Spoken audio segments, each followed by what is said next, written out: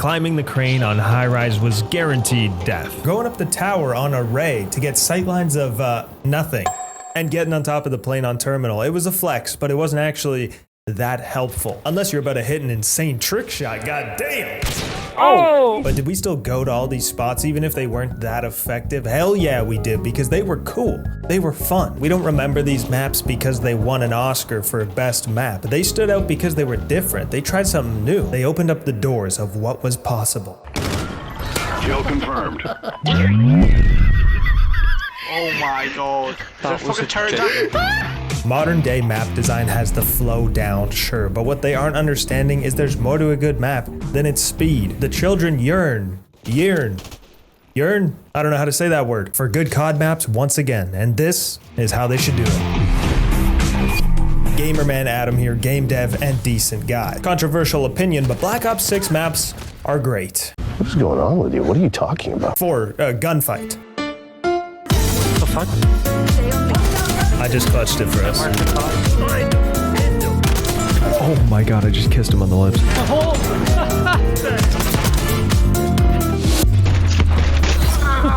God, his ass.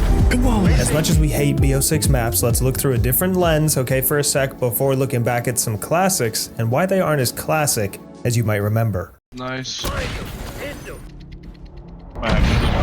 Damn!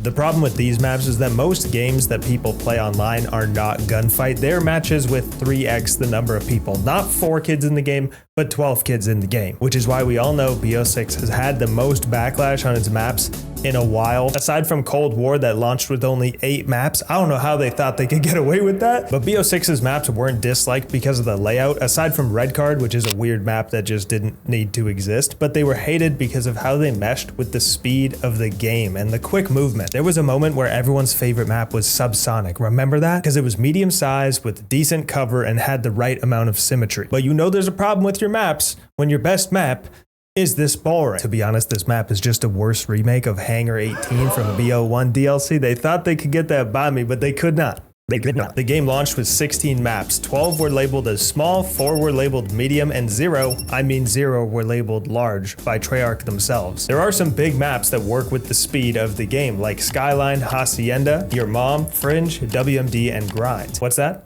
4 of those 5 are remakes from other CODs? Right. It's finally obvious some designers working on these games were not COD kids growing up, they were like Sims kids or something. Point is, gunfight is a lot of fun on this game. It brings back pacing reminiscent of classic COD maps. It's not simply a map issue the game has, it's a pacing mismatch between the maps and the speed of play. Bitch. Feels like BO1 S&D when I was a wee lad. Intense, strategic, maybe a little campy, but the pressure and atmosphere was astronomical. Deathmatch. Nostalgia is lying to you. Tell me what map this is, or I'll swat you.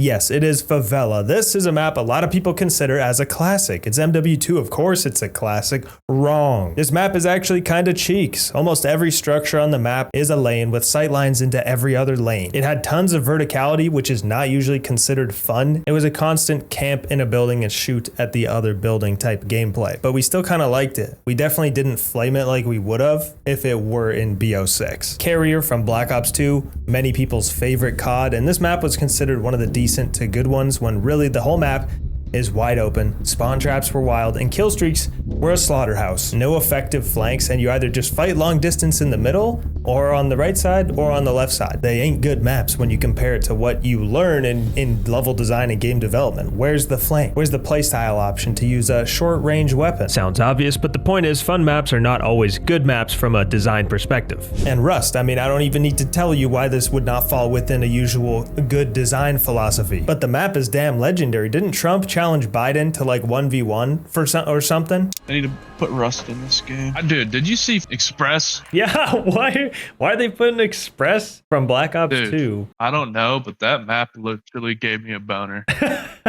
But who am I to tell you that a map you like is bad if you had fun on it? What defines a good map? Is it how good it is on paper or how much you enjoy it? Probably the latter. Unreal Tournament and other PvP shooters were already on the scene as the first CODs came out, so level design was already an art. Where only some people had the knack and knowledge of multiplayer game flows to actually make a good map, Level design diplomas or courses, believe it or not, were not as popular back in the day or accessible. You got good at making maps by making bad maps first. And it's exactly why we used to see a lot more multiplayer maps being pieces from campaign missions. Remember when that was more common and you felt so smart realizing it? You're like, hold on, I know this place. This is Countdown from the campaign, and now we're playing it again. Hell yeah, that's what it felt like. When really it was to save time and save resources, because you know how unlikely it would be that a single player mission that you go one way through also doubles as a greatly balanced multiplayer map? The map was filled with stuff from the campaign. Smoke, tanks, vehicles, whatever this thing is even supposed to be. Some people liked the old maps. They were a bit weird, had buildings no one would go in, edges of the map you could walk down for literally no reason. As designers got better at prioritizing gameplay and flow, they trimmed away the fat that was unneeded. But was that when they started to lose their uniqueness? Like, show me where there's a whatever this is in Black Ops 6, huh? You can't. This was the test of your agility back in the day. T Martin tips and tricks, everybody. When would you get this in a new COD? Competitive COD is still very much a thing these days, even though nobody knows anyone that actually watches it, so no one knows how it's actually still a thing. But if you didn't know, the Call of Duty YouTube channel hosts competitive live streams, tournaments, and overall, competitive COD is a good thing for the Call of Duty franchise. Or so they thought. We've been seeing COD games leaning so far into competitive first design that it's been hurting the casual player base. If maps are designed for competitive gameplay first and try-harding, then guess what? There's no reason to have a high-rise crane, no reason to add a door on the map that can crush people, because it wouldn't be a meta strat. The level designers are still figuring out the balance between fun versus flow versus fair gameplay. Old games and maps leaned into chaos. It wasn't that big a deal if a map wasn't perfectly balanced. Sometimes A spawn was better than B spawn, and you'd say, hell yeah, we got the good side, boys. So the safe route for devs became adding more balance on every map, less volatility within each game, and less unique features on the maps. I mean, think about it, skill-based matchmaking exists to force games to be more even. They want TDM games to be 100 to 90, not 100 to 50. Did he just leave the game? Where'd he go? What just happened? But guess what? Sometimes it's fun to run through a team like that, but they want to control our performance. I thought when I got in this game earlier, it was gonna be a chill game. No skill-based matchmaking or like low, but right away, dude, I was getting clapped out the gate that first game. If maps can have more balance and less of everything else, then that's good, right? It's fair for everyone. Well, maybe for competitive players, but that's about it. And truth is, COD is a casual game. Majority of the people who spend money on the game are casual players. That's why you keep making those insane skins, remember? But appealing to the majority audience is something the recent CODs have just not done when it comes to maps.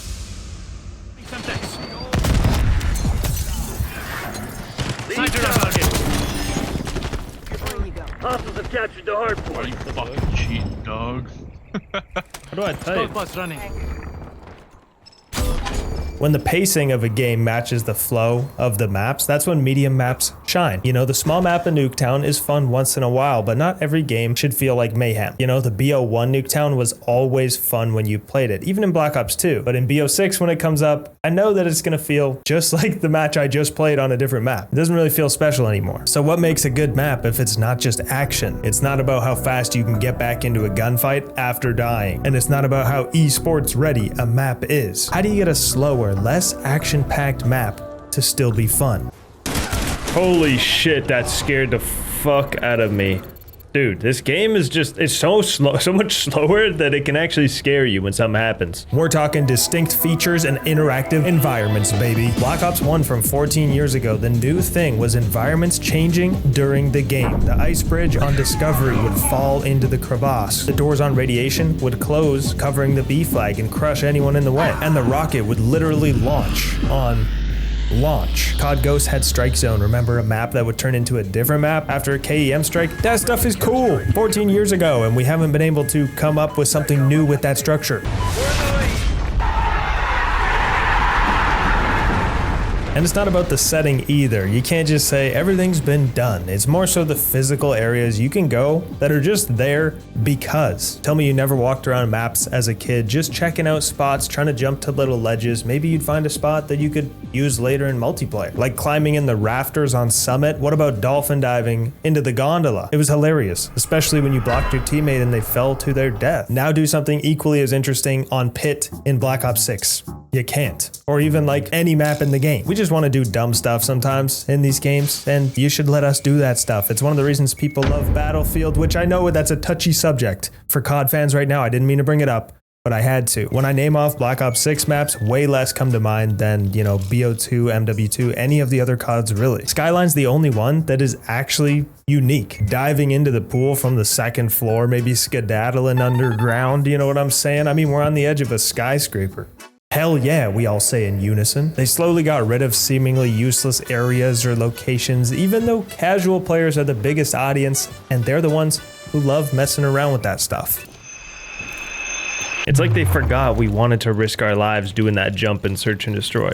But no, we loved it. We hear a lot about 3-lane map design and how it's gonna save the world every time. Yes, it is a good template, but it doesn't solve things here. Think of Battlefield. That shit got 10 lanes on every map because the battles are so big, and that works for that game. COD keeps changing its game speed, and the whole 3-lane design that they got going on is gonna start losing its value. It only works when the game speed kinda stays the same. More lanes only work if the game is slower and the map is bigger. More lanes are bad when a game is extremely fast. That's what sparks the feeling of, bruh, I just keep getting shot in the back. So I would take a little slower gameplay and more interesting maps over extremely high intensity every game. I remember when they said, and I quote, BO6 movement will change how we as players engage with the game. And as MLG McDonald's Land said, yes, they were correct. Now I no longer play the game at all. Fun maps don't come from 3 lanes. They come from flow, matching game speed, good pacing, and interesting engagements and environments. Every game has maps that are ass, but that makes the good ones even better. But what saves them is that they're all in one game, so you get to play every single type